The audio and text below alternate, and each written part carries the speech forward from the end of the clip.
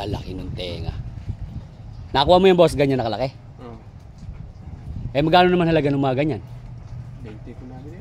Ganyan nakalaki? Kamura pala eh. Ano yun? Hindi pa ko nabili sa Guago.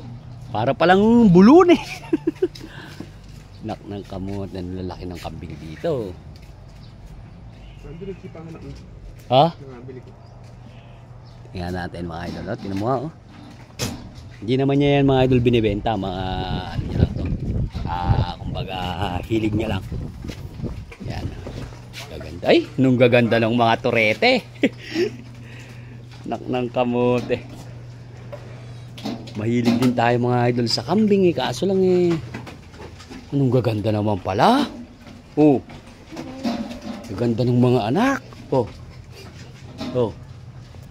Dalawa ng dalawa boss yung anak eh. Babae at lalaki naman. Gaganda.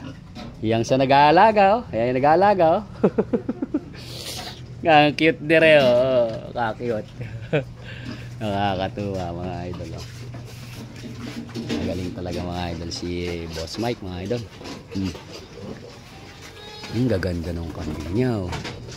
Yung mga akay, dalawa ng dalawa, sulit na idol ano eh. Ay, anong gagandang kambing nito. Yan mga idol, yan nag-aalaga. Yan din ang nag-aalaga mga idol kay ano.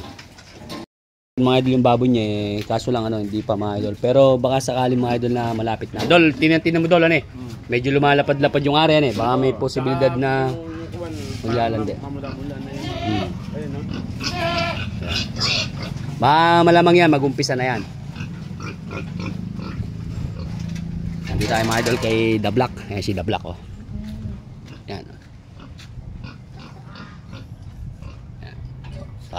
Ganyan-ganyan lang pala dito. Bah. Kilala tayo ah. Oh. Ay. Ayun. Yabang mga idol. Wala nang karera mga idol. Kaya ayan, nakatali lang sa ganyan. Kainam naman ng mga alaga ni Boss Mike. Ano siya mga idol? Punlaan. Sayang, ba't kaya naiwan?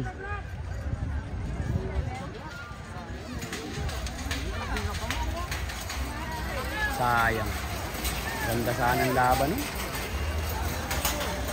Ba't naiwan siya? Ano nangyari? Natakot dun sa camera idol. Tapos ito mga kambing naman na ito mga idol, hindi naman binibenta. Yan. Dami.